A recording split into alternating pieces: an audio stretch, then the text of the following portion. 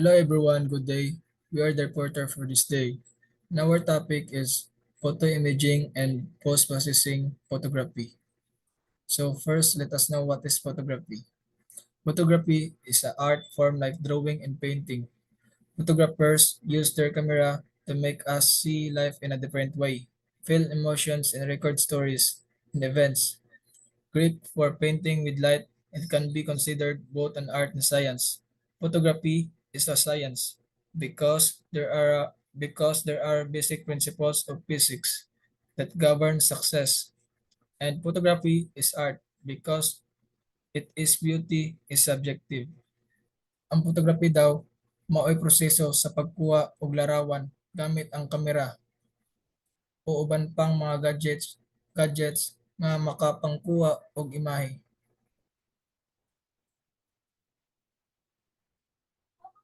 Mao ni ang pinakaunang picture na na-captured ato niadtong 1826 by Joseph Nicephore Niepce.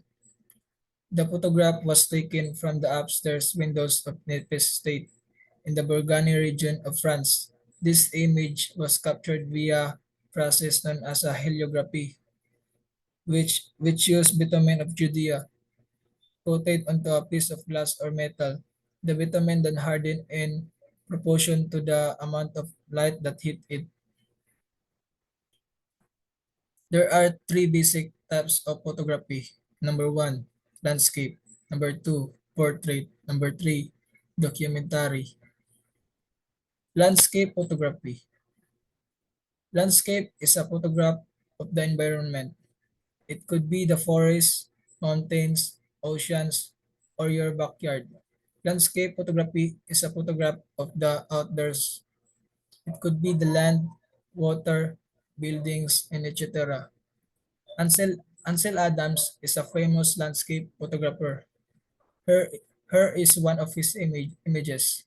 Ang landscape photography maoy pagkuha og mga larawan sa natural nga mga palibot sama sa mga bukid, kahuyan, dagat, karsada ug uban pa.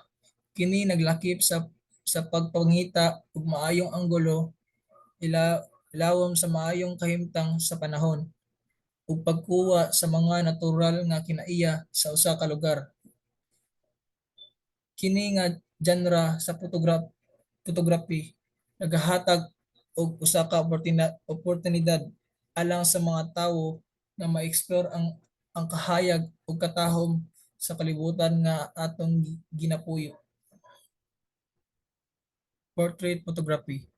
A portrait photograph is a picture of the person or animal that has an emotional connection. Ang portrait photography usa ka klase sa pagkuha og mga retrato diin ang sentro sa atensyon mao ang tawo o tawhana.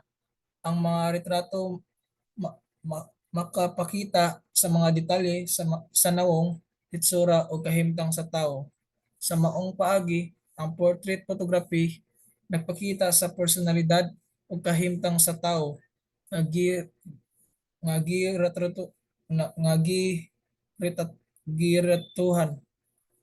Mao hinungdan ngano kini gamiton sa mga estudyo, mga kasaulugan o mga seremonya diin importante nga mga tao o mga panghitabo ang ginapakita sa mga retrato. Documentary photography. Documentary photography tells a story without changing the facts. It can be a portrait or landscape. Remember that a good documentary photograph makes you wonder the story behind the picture. Documentary photography usa ka paagi sa pagkuha og mga retrato nga nagpakita sa mga kahimtang sa kinabuhi. Kining mga retrato adunay tumong sa pagpahibalo sa mga kahimtang, mga panghitabo ug mga personalidad sa usa ka komunidad o lugar. Kining mga retrato dili gimugna aron pagtugot sa mga tawo nga moagi og lain-laing mga pagtan-aw o kahulugan, kundili gibuhat alang sa pagsaysay sa tinuod nga istorya sa usa ka panghitabo. Sa katapusan, ang katuyoan sa documentary photography mao ang paghimo ug mga retrato nga nagpakita sa mga kasaysayan ug kahimtang nga wala mapansin sa kadalanan o nahibaw-an sa kadaghanan. Top 10 tips in Top 10 tips in taking great pictures. Number 1, invest in quality equipment. Kini nagpasabot nga kinahanglan nato nga mamuhunan sa mga kagamitan nga di kalidad aron makakuha kita og dugang kalidad sa atong trabaho o proyekto. Number 2, pick your vocal point. Makatabang kini sa imong pag-focus sa importante ug makapahimo sa imong panan-aw nga klaro ug direkta.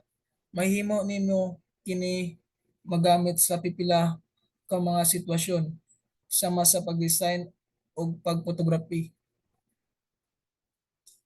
Use the rule of thirds.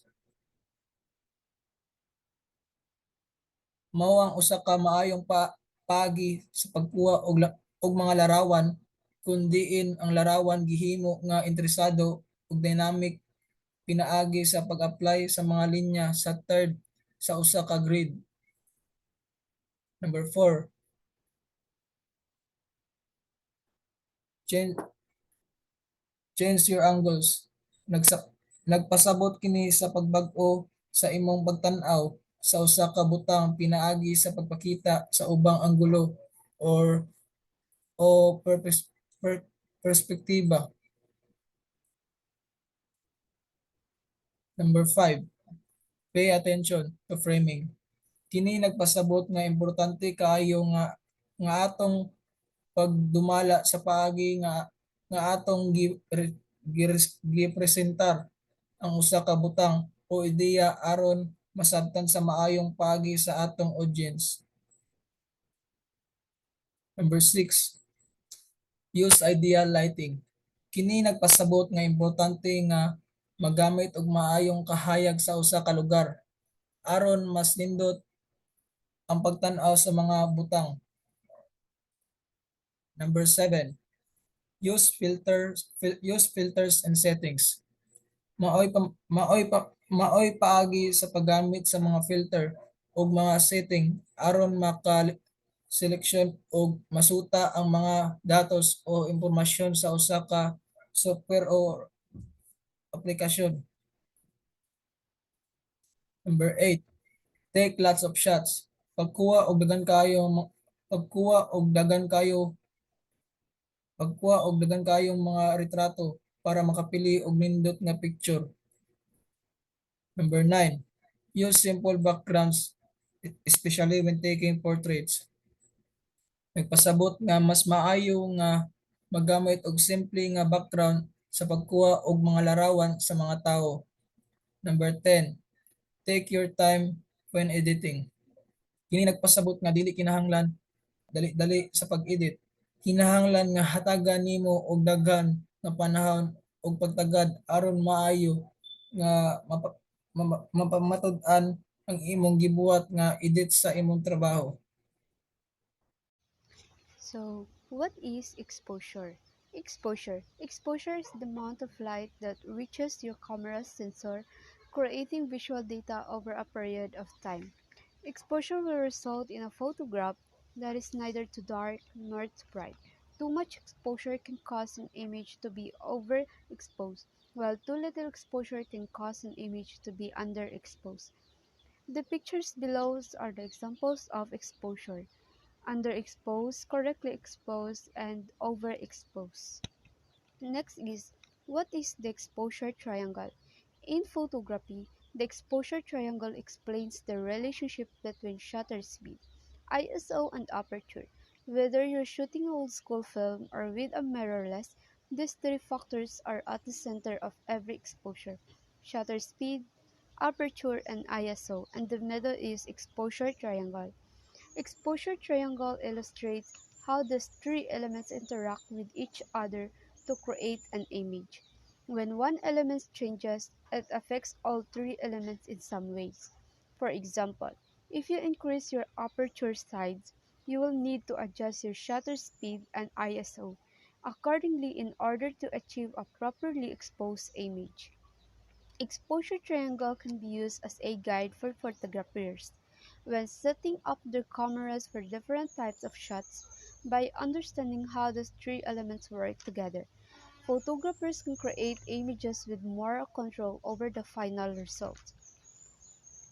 There are three parts of the photographic triangle. First is shutter speed, second aperture, third ISO. Shutter speed. Shutter speed is exactly what it sounds like. It's the speed at which the shutter of the camera closes. A fast shutter speed creates a shorter exposure, the amount of light that camera takes in, and slow shutter speed gives a photographer a longer exposure. So there are examples of shutter speed. Shutter speed is affects the amount of light that enters the camera as well how motion appears in an image. A faster shutter speed will reduce the amount of light entering the camera, but will also freeze any motion in the scene. A slow shutter speed will allow more light to enter the camera, but will also create blur if there is any movement in the scene. By adjusting shutter speed, photographers can create different effects and capture different types of images. Second, aperture. Aperture is a hole in the lens that controls how much light gets into your cameras. It's one important element of the exposure triangle.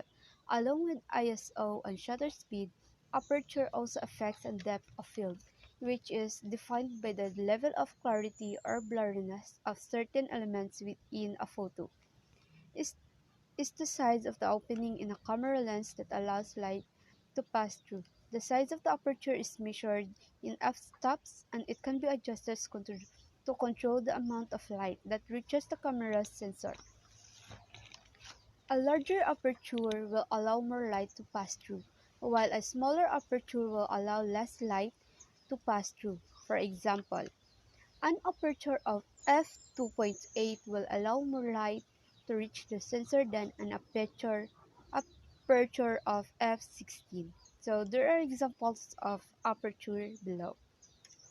So last is ISO. ISO is your camera's sensitivity to light as it pertains to either film or a digital sensor.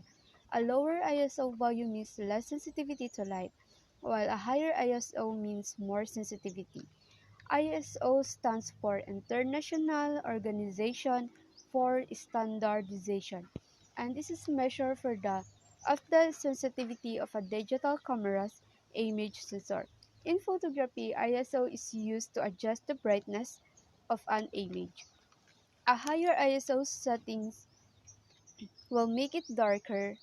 For example, if you are shooting in low light conditions, you may want to increase your ISO setting to make the image brighter. So the pictures below are the examples of ISO. Processing. So, post-processing is the use of any technique or technology to enhance the original image captured by the photographer. An old post-processing technique was airbrushing, which was done to remove or soften something in the original image. So, what is an example of post-processing? Post-processing may refer to image editing in photography, audio editing software in audio, differential GPS post-processing, and enhancement to GPS system that improves accuracy. So these are the example of post-processing. So how important is post-processing in photography? One of the main reasons post-processing is so important in digital photography is that it allows you to correct and improve or enhance part of the image that could not have been achieved during the initial capture.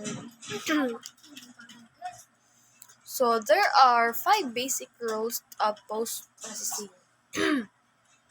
So the first one is start with a solid image, visualize the end result, aim to provoke emotion, There are two types of aim to provoke emotion. The first one is the happy look and the dark gloomy look. So, emphasize your primary subject, and lastly, do not over process. So, start with a solid image. One of the biggest mistakes many beginner photographers may make is assume that a bad photo can be salvaged in post-processing. If you start with a poorly executed photography or photograph, you will have a poorly executed final image. No matter how much time you spend working on it. So the second one is visualize the end result. Excuse me. Once you have a solid candidate to work on, the next step is to understand what you want out of it. So next is we have here a aim to provoke emotion, no? So we need to stimulate, no? Kanang kumbaga kinahanglan ta maengganyo, kinahanglan ta kinahanglan ta moving forward, kinahanglan nato makuha jud nato ang ato ang gusto ana no, kumbaga no. So kinahanglan magud diri sa aim to provoke emotion. A good photograph is one that can provoke viewer. O, see? Kung ang nindot ko nga pictures or uh, photos, maka-relate or makuan sa atong emotion. Like for example, mga itong uy, luoy kay siya, no? Nang ana ba, no? Luoy kay siya, naunsa din na siya. No? So, wala dito kabalo ang meaning ana is very kanang kuan, kanang very unforgettable, no? If you are able to do that, you have a big successful photograph. Period.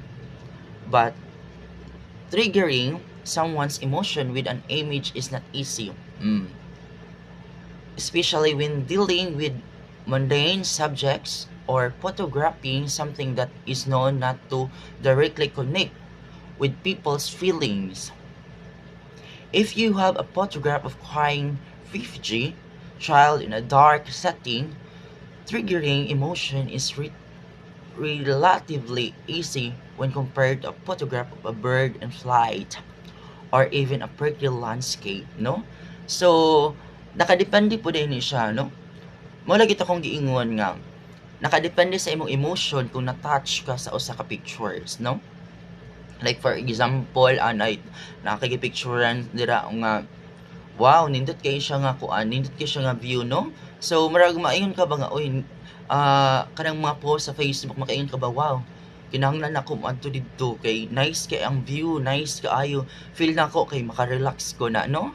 So, kung moingon po kag kanang makakita po kag pictures ni kanang gaguot imong dughan nga like naka-relate ka, oh my God, unsa man ni ang pictures kay gihatagan kog meaning ani ako ani naka-relate ko ingon ana no, so nakadepende jud ay siya no, nakadepende siya sa ato ang emotions no, depende sa atong paglantaw kung ang imong mata nakalantaw didto mo connect din na sa imong emotion no, nakadepende jud siya. Okay, so in connection with the aim to provoke emotion, we have here the bright and the happy look, no? So, nice jud kay siya. Unsa day kalainan sa bright, no? Bright or kanang murag kuan ba kanang si tawag ani basta dili ko siya masulti, no? And happy, no? Happy kay ta kay oh my God, nindot kay siya og kuan, nindot kay ang iyang look, no? Nindot kay ang iyang image kanang ang image siya kay happy, no? So kumingon po tag bright, marag mainggan nyo ta ba wow ana ba, no?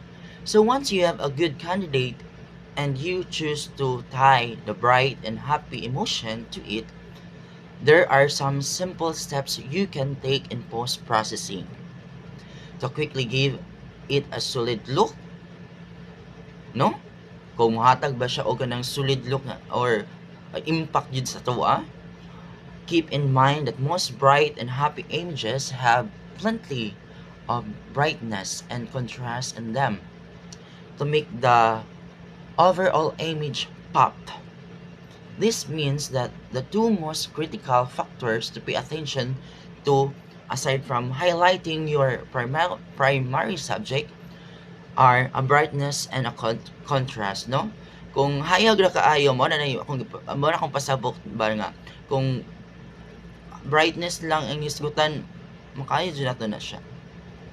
And then we have also here the dark and a gloomy look, no? Unsa din ni si bright and happy look o unsa pud ni si dark and a gloomy look, no? So murag makaingon ka ba, oh, na meaning di ani, no? So while getting an image to look bright and contrasty is easy, achieving a dark and gloomy look is much more difficult in post-processing due to many different factors. First of all, it highly depends on the image you are starting with. If you have a bright and colorful photograph, you will need to tone it down quite a bit, no? So, if you have dark and gloomy look di ay sa imong image, nag-base na siya sa meaning or nag-base na siya sa story sa usa ka pictures, no? So, kani nga picture kay kuan ni siya kanang mo ni ang color na ipagka-dark na puy pagkaingon ani, no? So makarelate din ka dito, oh, okay di ay, no? So lahi na day si bright and happy look, no? Kay si bright makaingon ka, oh, nindot sa picture, murag walay problema, no?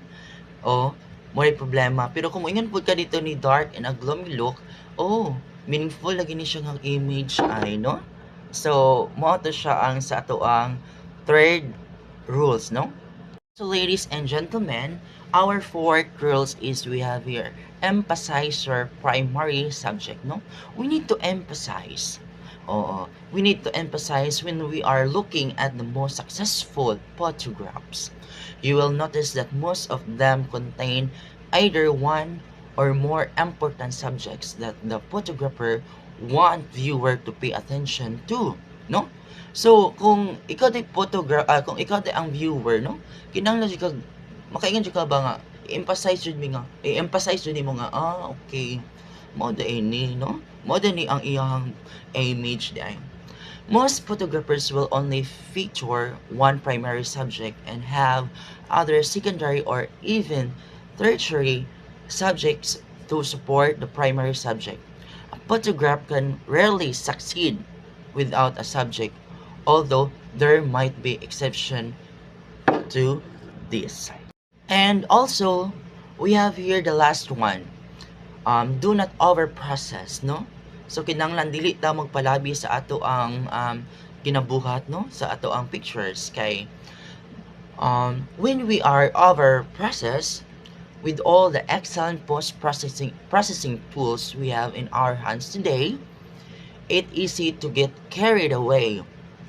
I personally rarely ever touch the saturation and vibrance sliders in Lightroom because they can quickly make image look way over saturated dito for sharpening textures, clarity, and the haze sliders that can inflict with a bit of damage if you not use right, no? Kinahanglan saktuon jud nato. Kinahanglan ang ato ang pag-edit or ang ato ang mga ginagamit ana sa pag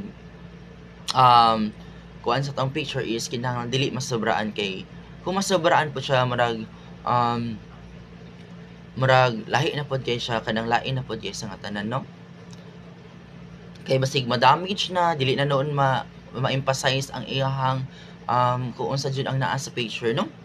You should be careful. Oh, magigibutang diri. You should be careful. Dapat careful ta. Even when recovering highlights and shadows as pushing those two in opposite direction. Too much will make your image look too flat, no? So, mo ato ang last, no? So, I am hoping that you understand all our reports, no? From the first reporter until the end reporters, no? And thank you so much for listening.